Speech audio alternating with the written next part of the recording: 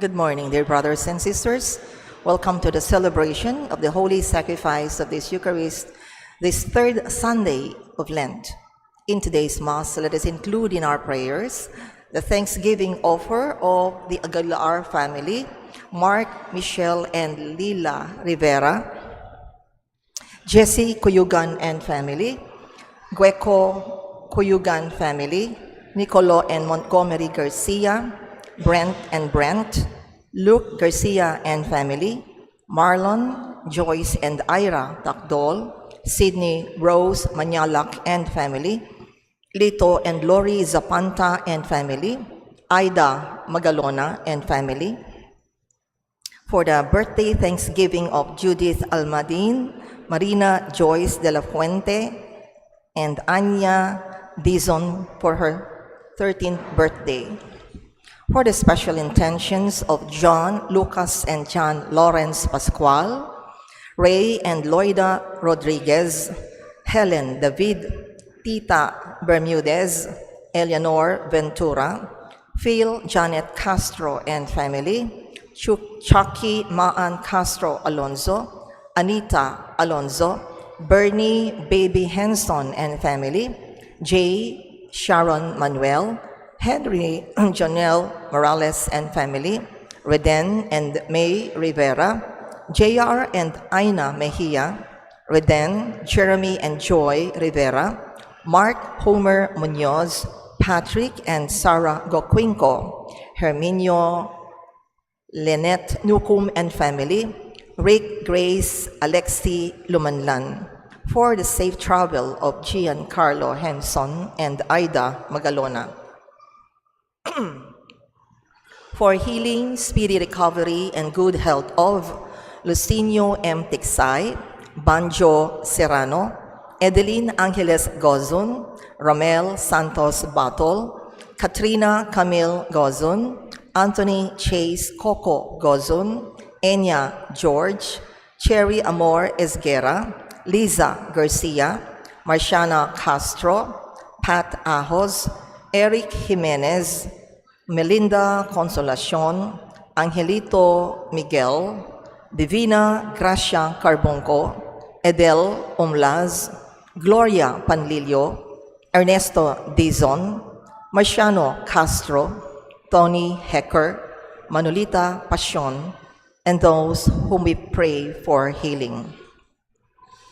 For the eternal repose of the souls of Isabelo and Edwin Herda, Lucas and Marina Cunanan, Eladia Presencia Gamboa, Nestor and Edna Mendoza, Arturo Manyalak, Lolita Manyalak, Maria Clara Castro, Monico Macabali, Romeo Manalang, Angelito Miranda, Delia Tamondong Foxworth, Rita Calilong Hurtado, Remedios Saldana Calilong, Rico Calilong, Maria Teresa Morales, Luciana Olalia, Rodale Olea, Faustino Santa Maria Jr., Vicente and Ellen Tamtanco, Genemino and Asuncion Umlaz, Alex Resurrección, Alejandro Resurrección, Milagros Resurrección,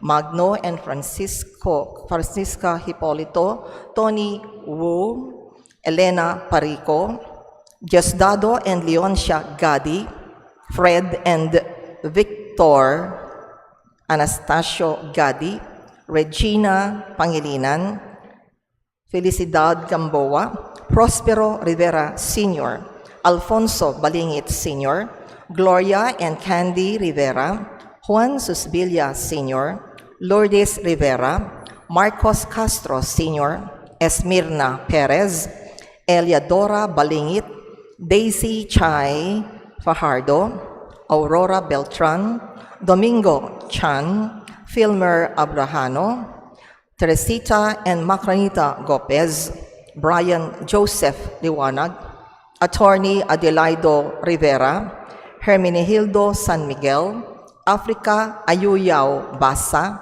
Corazon Pineda, Napoleon Angeles Sr., Ricardo Angeles Sr., Silverio and Claudia Sr., Almario Claudio, Henry Poctura, Arnold Malyari, Edward Alexander Simatu, Merly Bonifacio, Angela Lamata, Bonifacio Aquino, Lydia Sangalang, Amancio Sangalang, Baldomero Gibertas, and Nora Gibertas, and all poor souls in purgatory.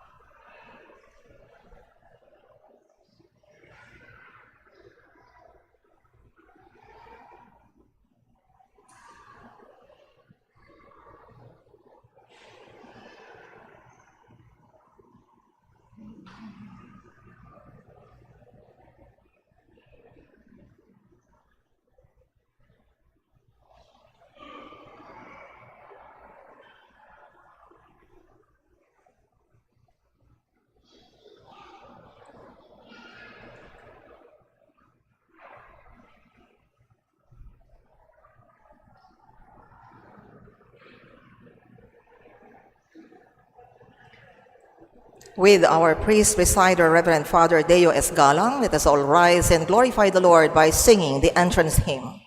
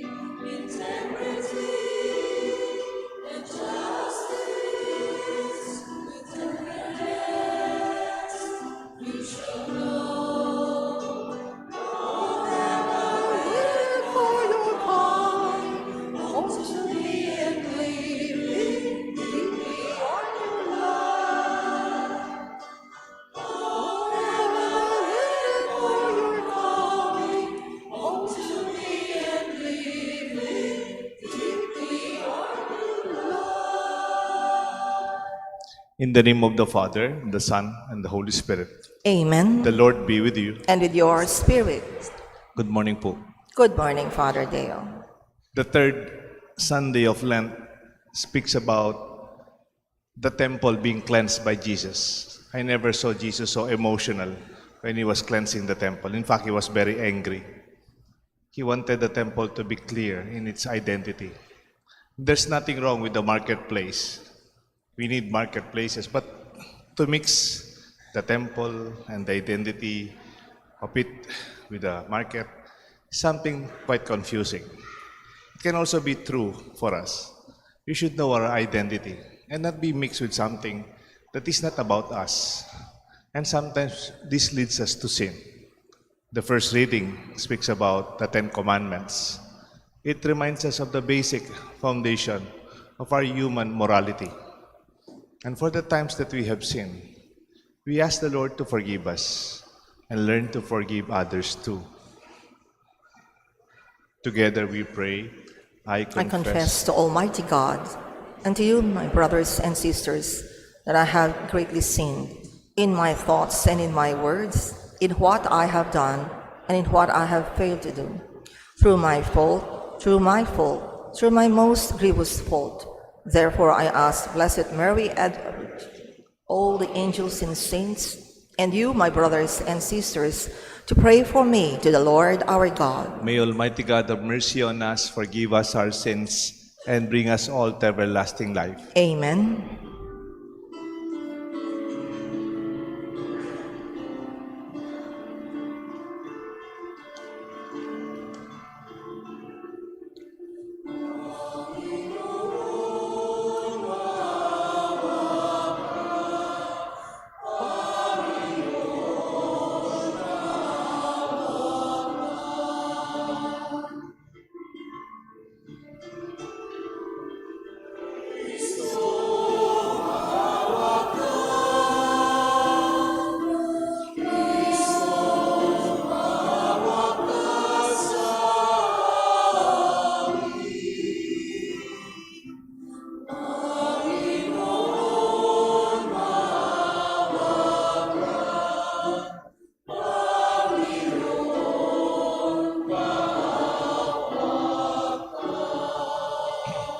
Let us pray.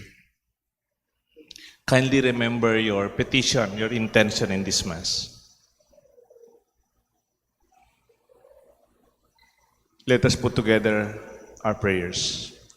O God, author of every mercy and of all goodness, who in fasting, prayer, and almsgiving have shown us a remedy for sin, look graciously on us this confession for our own lowliness, that we who are bowed down by our conscience may always be lifted up by your mercy. Through our Lord Jesus Christ, your Son, who lives and reigns with you in communion with the Holy Spirit, God, forever and ever. Amen. The Liturgy of the Word. First reading. The Lord gave the 10 commandments to Moses so that people might know that true worship consists of serving God with loving hearts.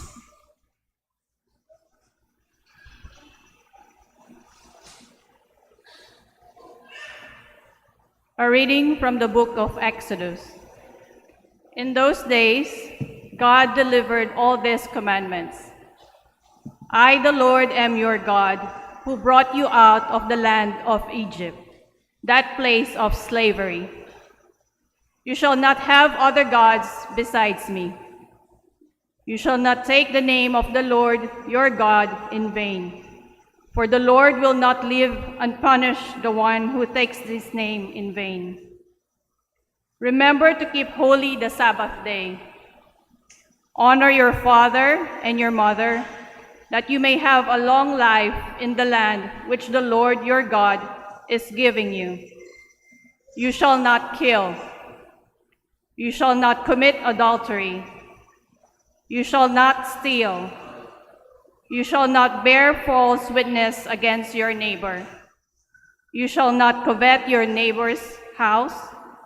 You shall not covet your neighbor's wife, nor his male or female slave, nor his ox or ass, nor anything else that belongs to him. The word of the Lord. Thanks be to God.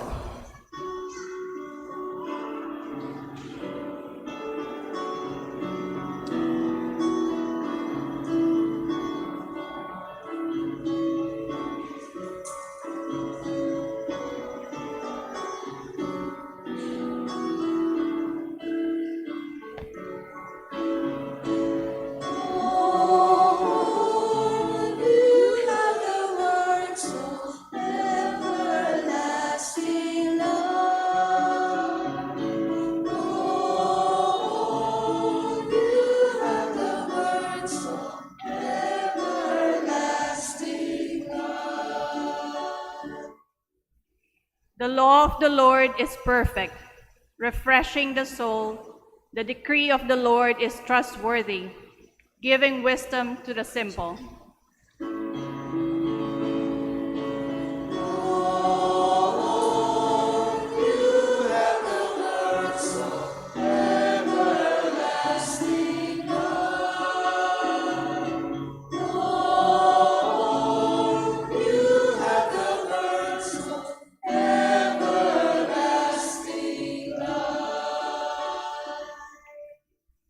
The precepts of the Lord are right, rejoicing the heart.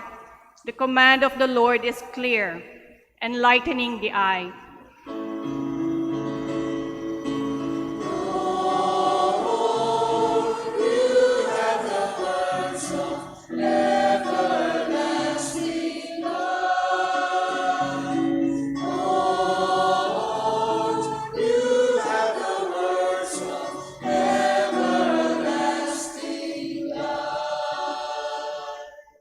The fear of the Lord is pure, enduring forever.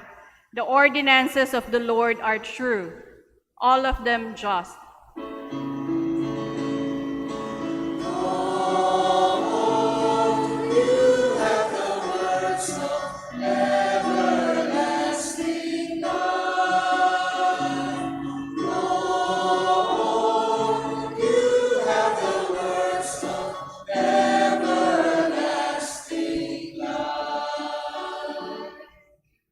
They are more precious than gold, than a heap of purest gold, sweeter also than syrup or honey from the comb.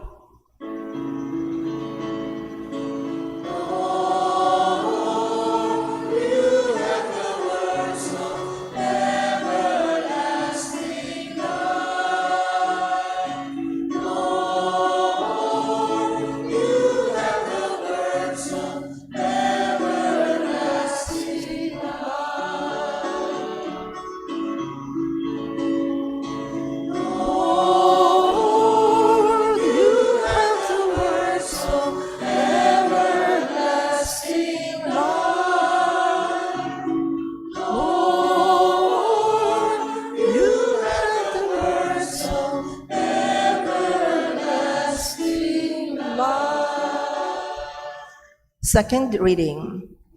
Paul proclaims that it is in Jesus' cross that we learn the sublime wisdom of God. In his infinite knowledge and love, God gives us his Son to redeem us by his suffering. A reading from the first letter of St. Paul to the Corinthians. Brothers and sisters, Jews demand signs and Greeks look for wisdom, but we proclaim Christ crucified, a stumbling block to Jews and foolishness to Gentiles. But to those who are called, Jews and Greeks alike, Christ, the power of God and the wisdom of God. For the foolishness of God is wiser than human wisdom, and the weakness of God is stronger than human strength. The word of the Lord. Thanks be to God. Let us honor the Holy Gospel.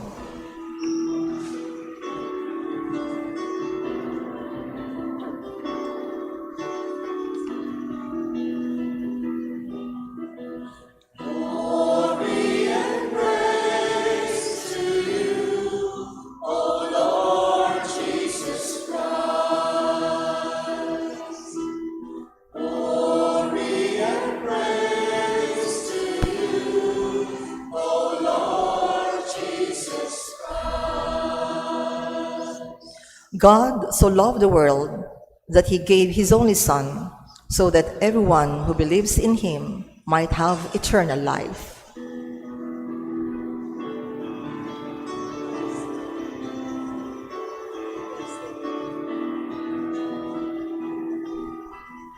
We have stilled our hearts, and now we'll listen to your word.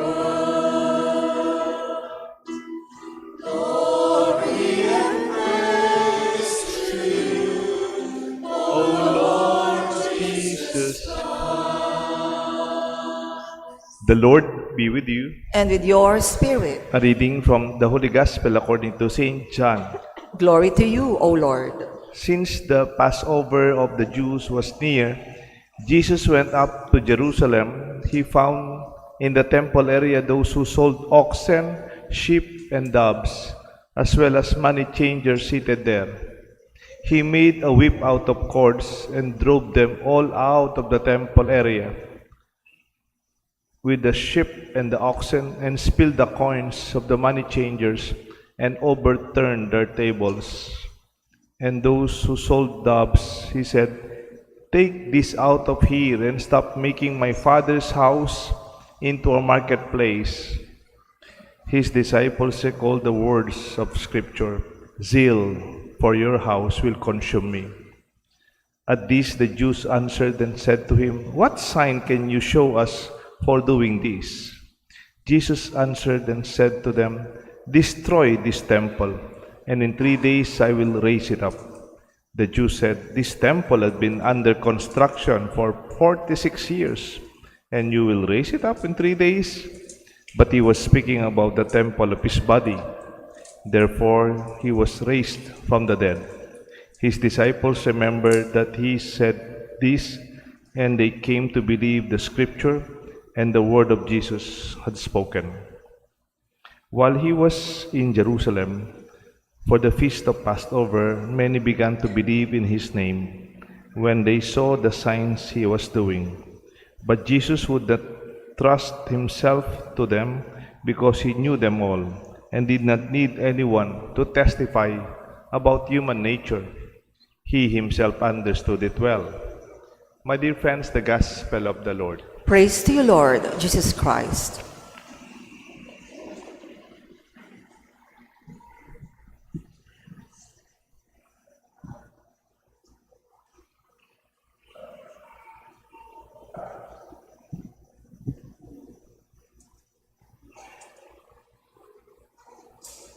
In the name of the Father, the Son, the Holy Spirit. The value of identity.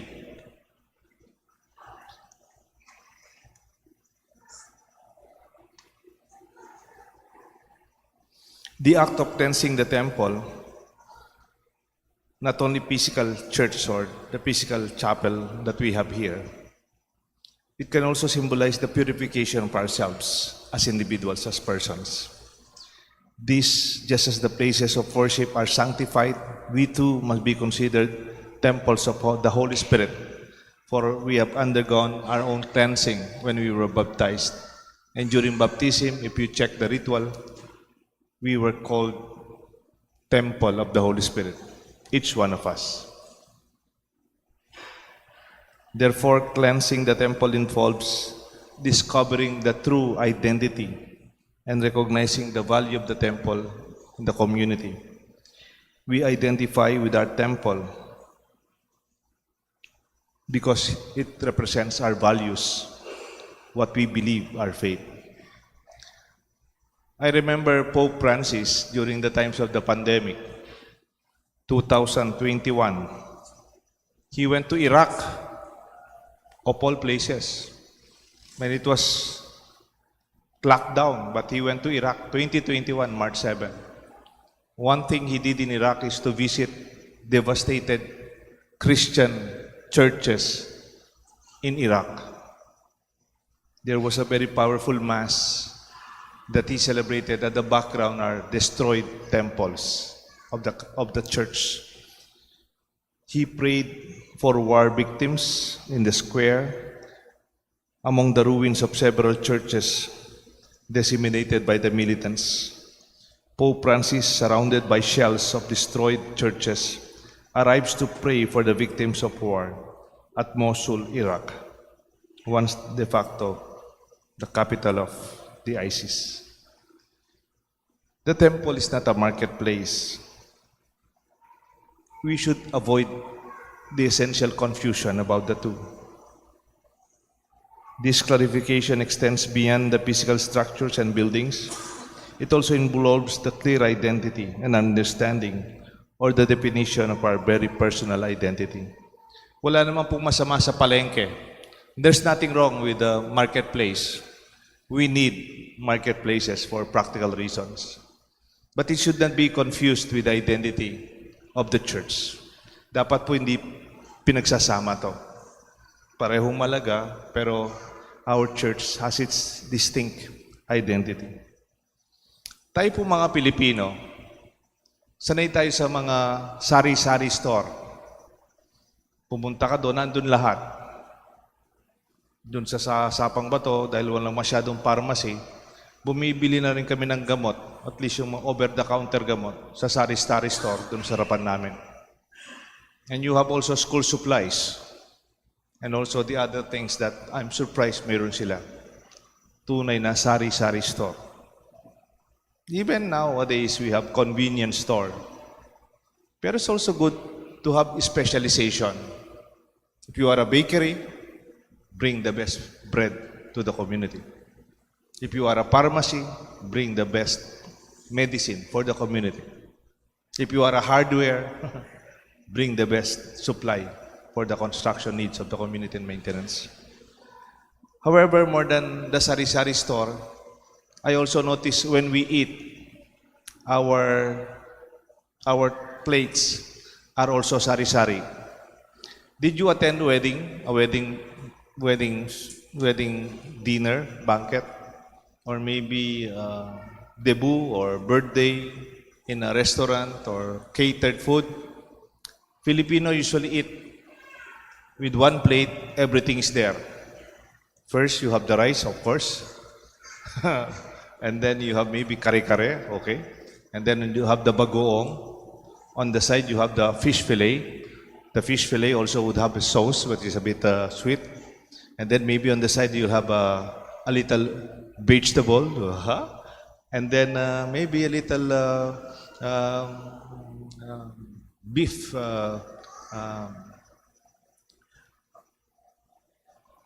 special fish or beef na masarap.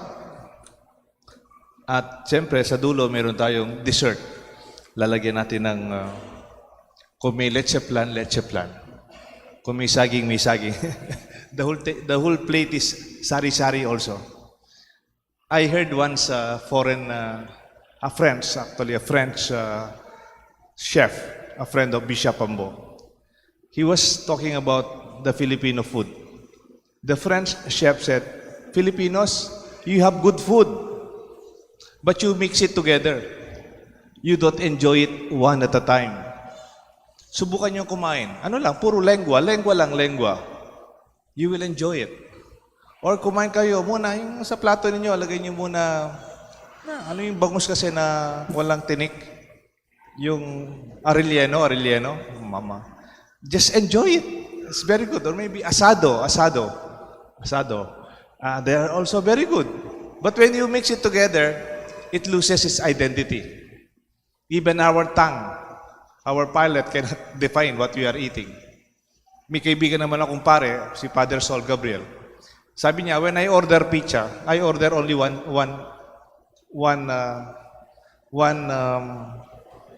flavor. Kung cheese lang. Kung may ham lang. So that I could enjoy the flavor. But when you put the all combination, it's more expensive, of course. Sometimes, though it feels good that you're eating the best because it's the combination, but you cannot identify what you are eating anymore. I think Jesus is very particular with this. When it is a temple, it's a temple. It should not be mixed with the marketplace. In fact, he was very passionate about it. Never I heard Jesus very angry. Pinagtutumba niya po yung mga lamesa. He drove away the oxen, the goats, the doves. Imagine dito sa loob ng simbahan natin, mayroong baka, may kambing, at saka may mga money changers. It must be very noisy. Even competing with the solemnity of prayers in the temple area itself. Meron akong kaibigan, meron siyang steakhouse. One time, he hosted a lunch just for us. He did not order from the restaurant because he owns the restaurant. And he knows, of course, the chef is his employee. Pinakain kami, tom yum. Alam niyo po yung tom yum? Yung parang Thai soup, no? Ang sarap-sarap. I really enjoyed it. More than Thai restaurants. Sabi ko sa kaibigan ko may steakhouse, ba't di mo sama ito sa menu? Ang sarap ng soup na to. Sigurado pagpupunta mga tao, natikman to. O order sila ng tom yum mo, sabi. And then he smiled, no, Father, I will not put that in my menu. I might lose the identity of our restaurant. It's a steakhouse. Pero gusto mo order ng tom yum, dito ka, sabihin mo lang sa waiter. He can cook it for you. But not in our menu. We don't want to lose our identity. My dear friends, this is also true for ourselves. There's this psychologist, his name is Eric Erikson. He was talking about identity crisis. Especially for the young, when they are into transition, they do not understand their role. Maybe they're calling. Maybe they're questioning their own values, belief systems, and choices. Especially when they are exposed to a lot of isms and ideas and many different cultures. You begin to identify with different groups and you become confused with your identity. Sino ba ako? Ano ba talaga ako? You have to make a choice. During this process, when you discover your identity, this is the only way you can have peace and real purpose in life. Not only the buildings would have identity crisis, like the temple and the marketplace, even for persons, we may also have what we call identity crisis in our roles. Because we do a lot of things, we wear a lot of hats. I am a CEO, I am a president in one organization, a treasurer in another group. About at home, who are you? Did you watch a very old film and even a Broadway musical, yung Sound of Music? Last year, it was played in the Philippines. We watched it with Artie Santarita. And George Von Trapp, the father of 7 children, he was a commander in the army. And his 7 children are very wonderful children. But because he was in the military and he's already a widow, no wife to take care of the kids, he disciplined them the military way. He did not call them by name. He called them by the number. 1, panganay yun. 2, 3, 4, 5, 6, 7. The kids are coming over and they are like military men marching before their commander at home. It was a confusion of his identity. Good Maria came, a sister who used to be a nun, came to be a nanny of the children. She did not only help the children to discover their identity, their gift, their person, their individuality. Even the father discovered that he's not a commander at home. He's the father of the children. And they needed the dad. It could be possible even in our home. We could have our own confusion. Baka nakalimutan mo, ikaw yung tatay. You have to take good care of them. Yes, you may discipline them, but up to the point that they should also feel your love and compassion. For them to have confidence in their person as a parent. Baligtaran ho naman natin, di ba kung minsan yung mga bata ngayon, mga anak natin ngayon, di ba kung minsan napakatapang din, lakas ng boses, sumisigaw. Kung minsan sila pa yung nagagalit sa mga magulang, tapos umiyak yung magulang, hindi yung anak, no? Naalala ko yung mga matatanda noon, pag they would emphasize their authority, sasabihin ng matatanda, sige, may palitan na lagyo. Parang exchange na tayo, ikaw na yung tatay, ikaw na yung nanay. Magtatatata, di ba? Maginda-inda, Kapampangan terms po yan. Parang nagnananay na, you are not, you should not be confused of your identity. You are a son, you are a daughter. I am your father, I am your mother. When we are confused with our identity, we lose the value of our dignity as persons. I remember most recently, a few years ago, in fact, an 850 years old cathedral in France, yung Notre Dame of Paris, was burned. Nasunog po yung simbahan na historical sa Paris. And you know, I watched a documentary how people were crying. Those who were baptized, who were married, those who go to church, and those who grew up with that cathedral. Find the cathedral not only an edifice, not only a building, it was identity, their dignity, their history as a nation.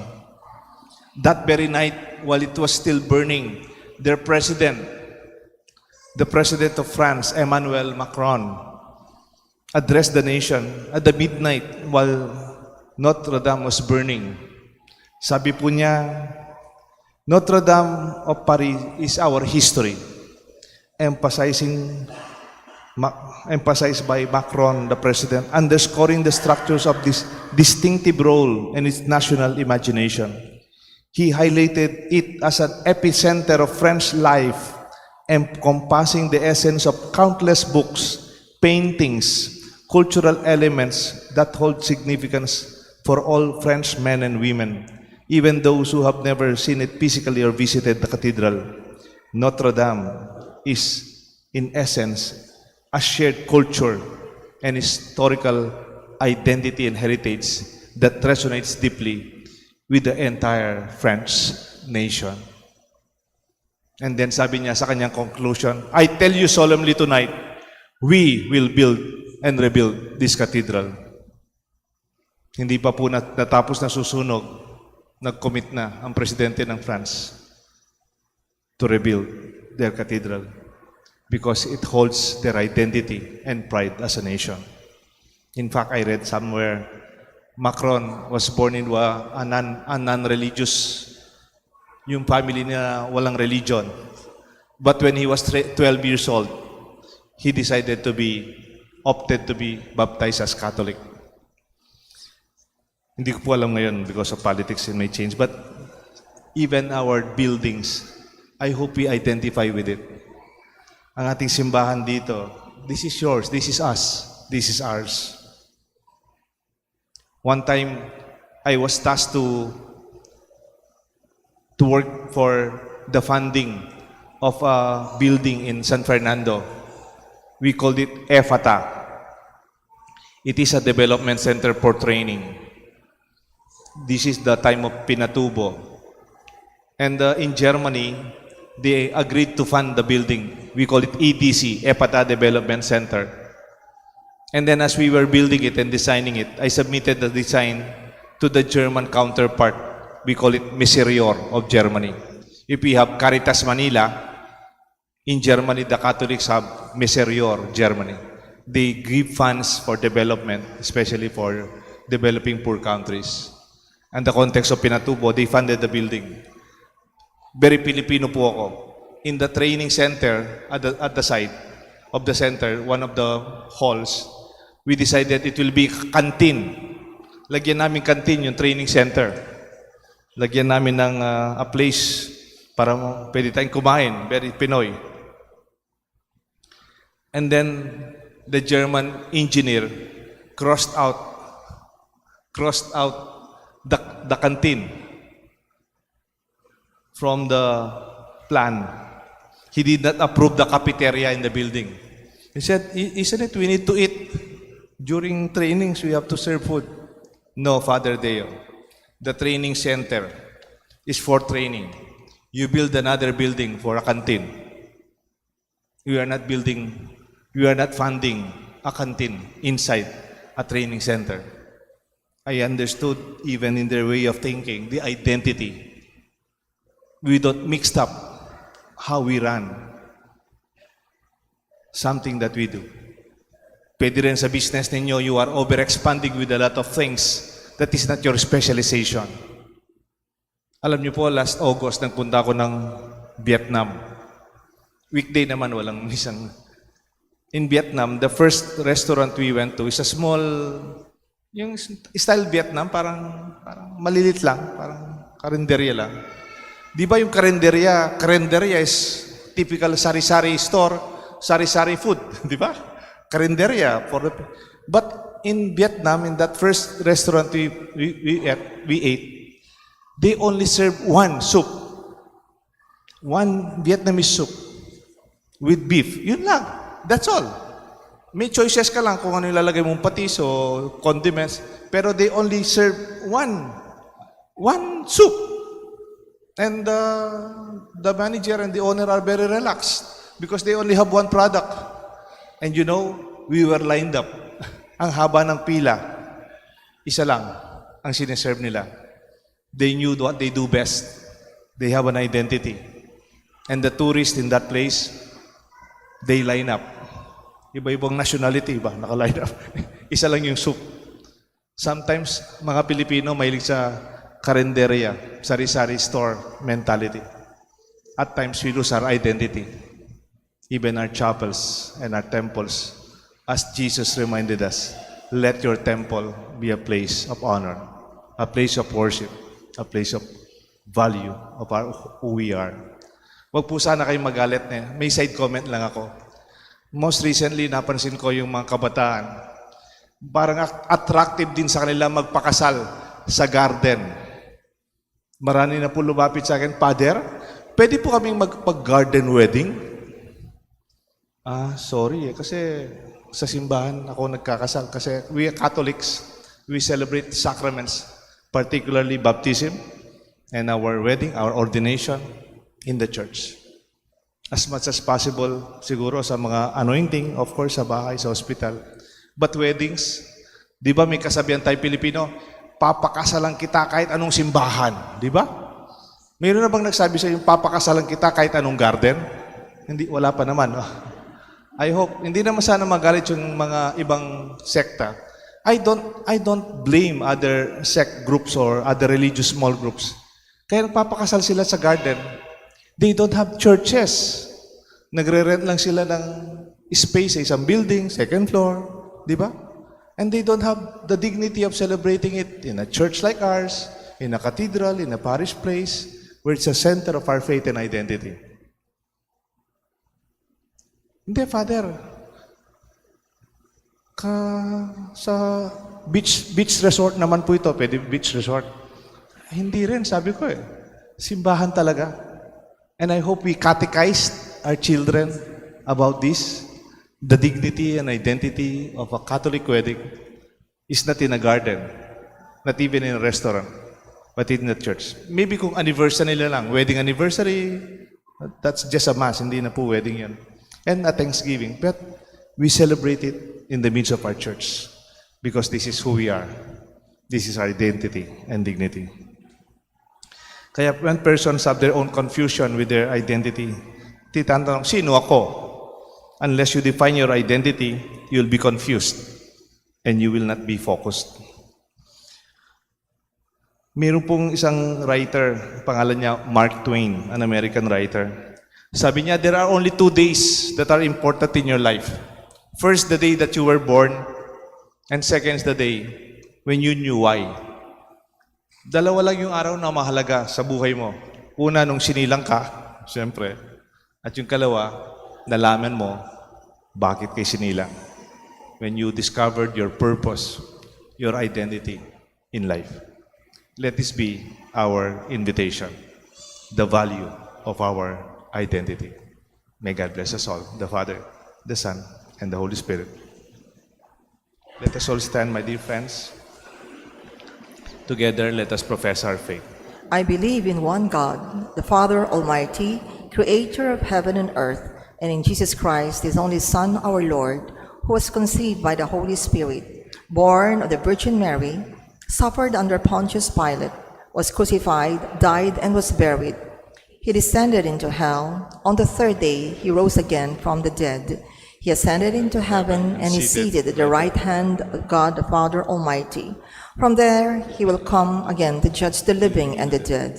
I believe in the Holy Spirit, the Holy Catholic Church, the communion of saints, the forgiveness of sins, the resurrection of the body, and life everlasting. Amen. Let us pray to the Father that we may offer true worship and present ourselves as his living temple in a spirit of humility and trust. For every prayer we shall answer, Lord, hear our prayer. Lord, hear our prayer. May the Church continue on the path of purification and conversion so that in every way it becomes a community of praise and compassion, we pray. Lord, hear our prayer. May our religious and civil leaders see in church the power to save and the wisdom to lead, we pray. Lord, hear our prayer. May those preparing for baptism and reception into the Catholic Church be mindful that discipleship is a call to help others. May they find freedom in God's steadfast love, we pray. Lord, hear our prayer. May we respect our bodies as temple of the Holy Spirit. May we shun acts of lasciviousness, violence, and other indignities that harm the human person, we pray. Lord, hear our prayer. May the Lord give healing to the sick, comfort to the dying, conversion to sinners, and light to those experiencing darkness in their lives, we pray. Lord, hear our prayer. Let us pray for the urgent concerns of our community and our personal intentions.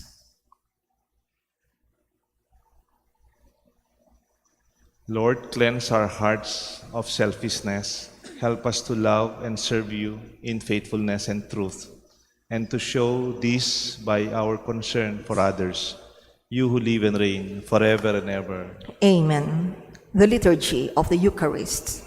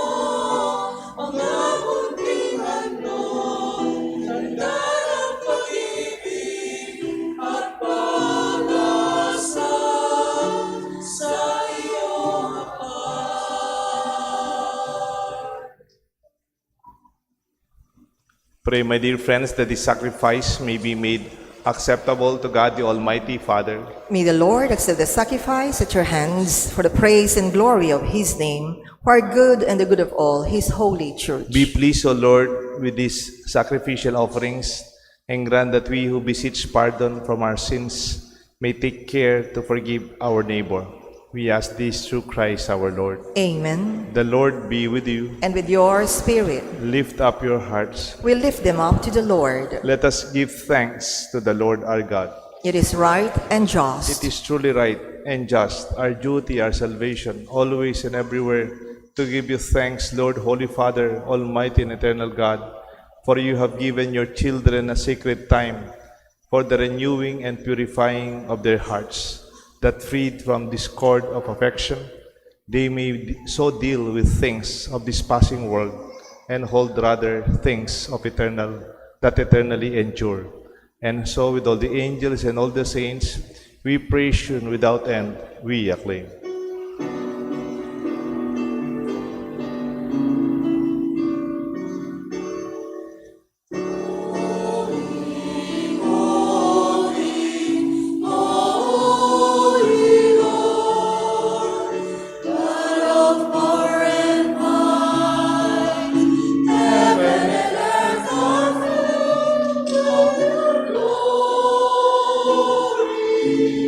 Hosanna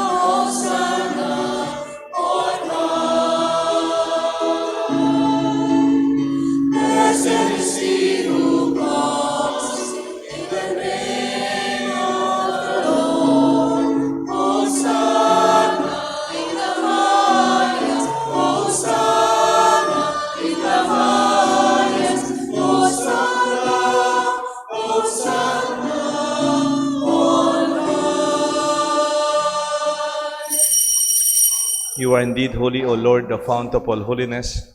Make holy, therefore, these gifts, we pray, by sending down the Spirit upon them like the dew fall, that they may become for us the body and blood of our Lord Jesus Christ.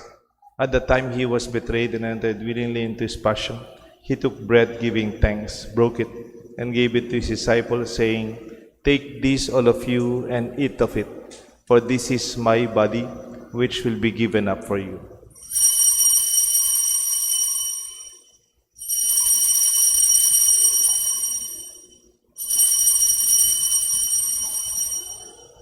In a similar way, when supper was ended, he took the chalice, once more giving thanks. He gave it to his disciples, saying, "Take this, all of you, and drink from it.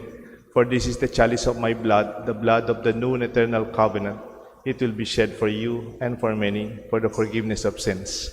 Do this in memory of me."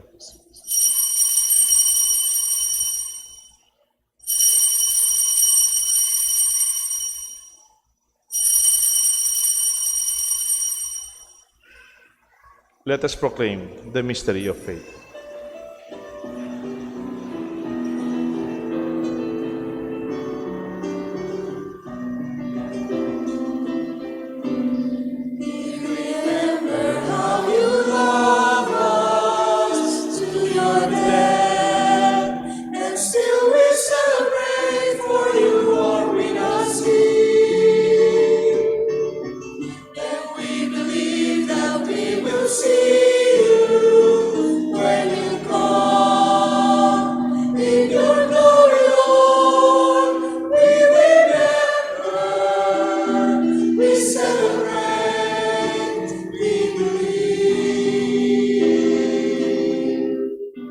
Therefore, as we celebrate the memorial of his death and resurrection, we offer you, Lord, the bread of life and the chalice of salvation, giving thanks that you have held us worthy to be in your presence and minister to you. Humbly we pray that partaking of the body and blood of Christ, we may be gathered into one by the Holy Spirit. Remember, Lord, your church spread throughout the world.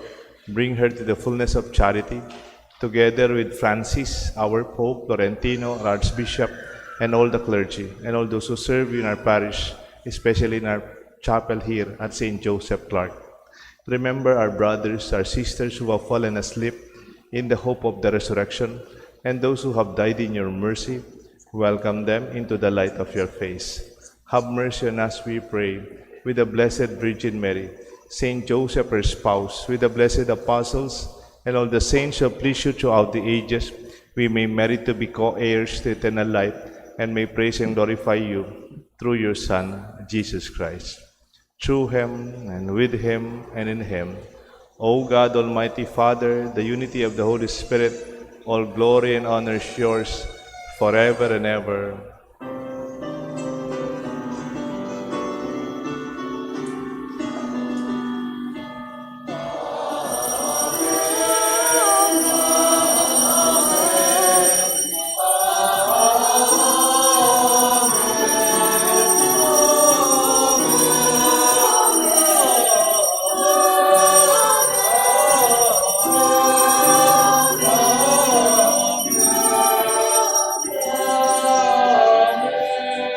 At the Savior's command and formed by divine teaching, we dare to call God our Father.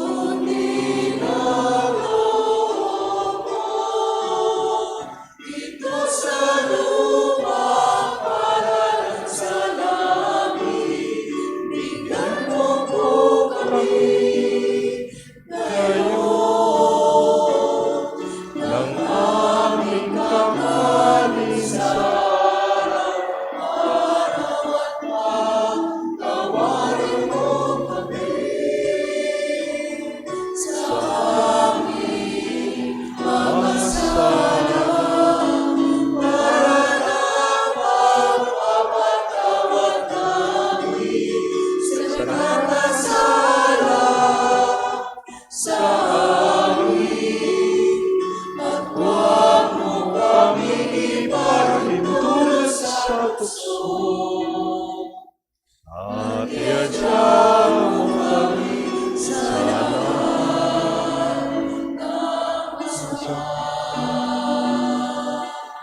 Deliver us, Lord, we pray, from every evil. Graciously grant peace in our days. In your mercy, keep us free from sin and safe from all distress, as we await the blessed hope and the coming of our Savior, Jesus Christ. Sapagkat sa'yo ang kaharian, kapangyarihan at kapurihan, ngayon at magpakailanman. Ngayon at magpakailanman. Lord Jesus Christ, you said to your apostles, I leave you peace, my peace I give to you. Look not on our sins, but on the faith of your church. And grant us the peace and unity of your kingdom, where you live forever and ever. Amen. The peace of the Lord be with you always. And with your spirit, My dear friends, let's greet each other with a sign of peace. Peace be with you. peace be with you all.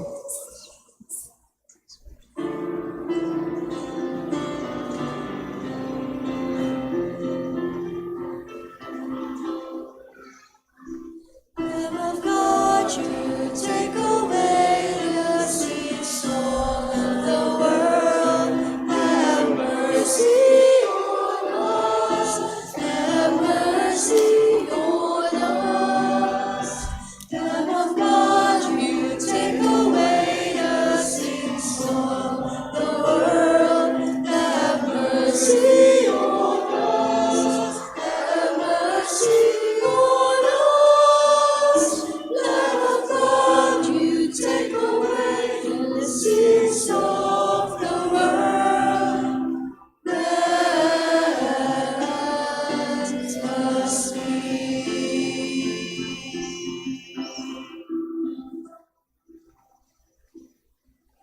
Those who will not kneel down, just put your right hand close to your heart. Behold the Lamb of God, behold him who takes away the sins of the world. Blessed are those called to the supper of the Lamb. Lord, I'm not worthy that you should enter under my roof, but only say the word, and my soul shall be healed.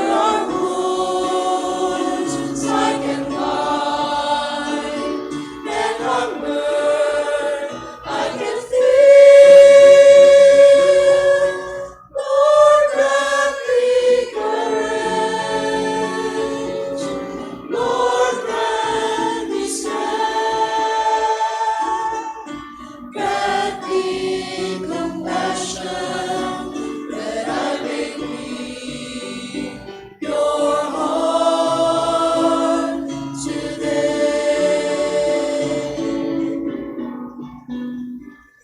When I've done all that I could, yet there are hearts I cannot move. Lord, give me hope.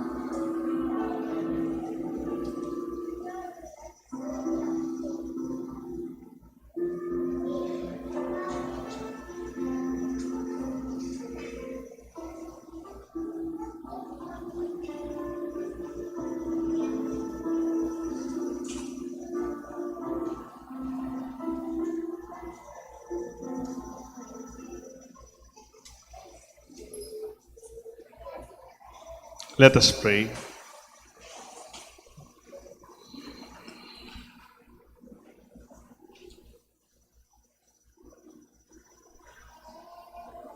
As we receive the pledge of things yet hidden in heaven, and now nourished while still on earth, with the bread that comes from on high, we humbly entreat you, O Lord, that what is being brought about in us in mystery may come to true completion. We ask this through Christ our Lord. Amen. On Saturday, March 9, 6:30, we have a Kapampangan stage play, musical, about the life, teachings, death, and sufferings of Jesus until His resurrection. It is called Tulaok.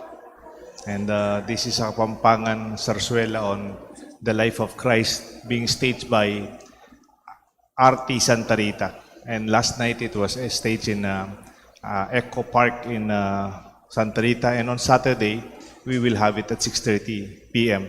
at the parade ground. I'll also be catching up doon po. Last year, nagkaroon din umulan, pero hindi tayo sumusuko, kabalan. We will continue. This is a devotion. It's a Lenten offering, and I hope you can bring your family. It's an evening, Saturday evening, and I hope it will help us appreciate our Lenten journey. I will bless you and our community. The Lord be with you. And with your spirit. Bow for the blessing. Direct, O Lord, we pray, the hearts of your faithful, that in your kindness grant your servants grace, that abiding in love of you and their neighbor, they may fulfill your whole commands through Christ our Lord. Amen. And may the blessings of Almighty God, the Father, the Son, and the Holy Spirit come upon you and remain always with you forever. Amen. Our Mass is offered. Let us go and reminded of our identity, not confused with anything beyond our calling. Our Mass is offered. Thanks be to God.